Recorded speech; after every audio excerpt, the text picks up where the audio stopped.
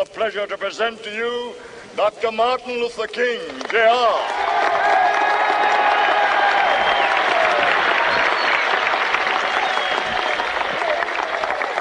I am happy to join with you today in what will go down in history as the greatest demonstration for freedom in the history of our nation.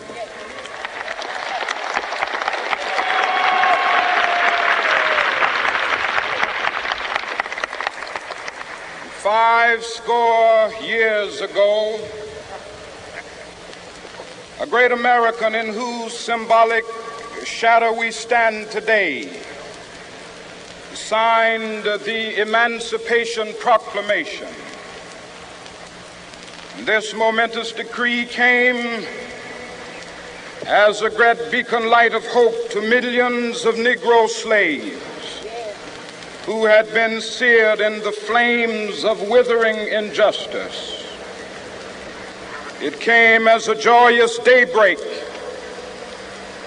to end the long night of their captivity. But 100 years later, the Negro still is not free. 100 years later, the life of the Negro is still sadly crippled by the manacles of segregation and the chains of discrimination. 100 years later, the Negro lives on a lonely island of poverty. I have a dream that one day this nation will rise up and live out the true meaning of its creed. We hold these truths to be self-evident, that all men are created equal.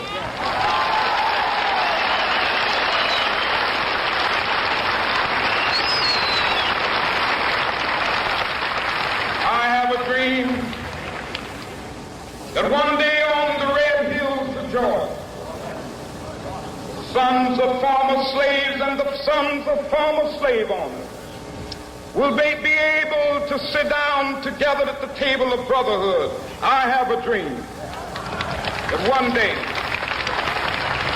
even the state of Mississippi, a state sweltering with the heat of injustice, sweltering with the heat of oppression, will be transformed into an oasis of freedom and justice. I have a dream. My four little children will one day live in a nation where they will not be judged by the color of their skin, but by the content of their character. I have a dream today.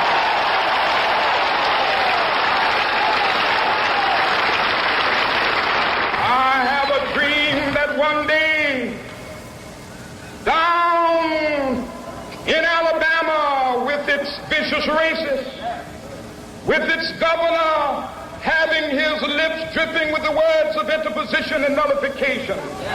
One day right there in Alabama, little black boys and black girls will be able to join hands with little white boys and white girls as sisters and brothers. I have a dream today.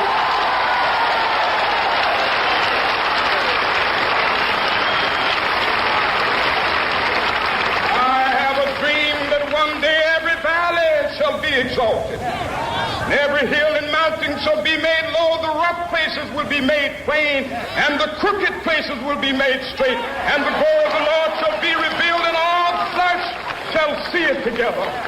This is our hope. This is the faith that I go back to the South with.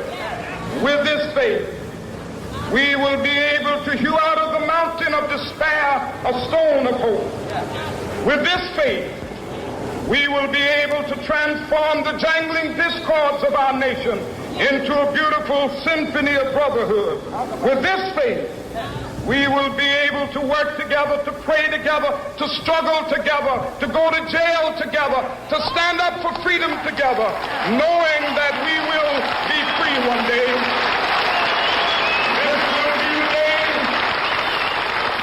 This will be the day when all of God children will be able to sing with new meaning, my country, tears of thee.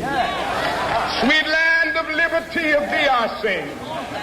Land where my fathers died, land of the pilgrim's pride. From every mountainside, let freedom ring. And if America is to be a great nation, this must become true. And so let freedom ring. From the prodigious hilltops of New Hampshire, let freedom ring.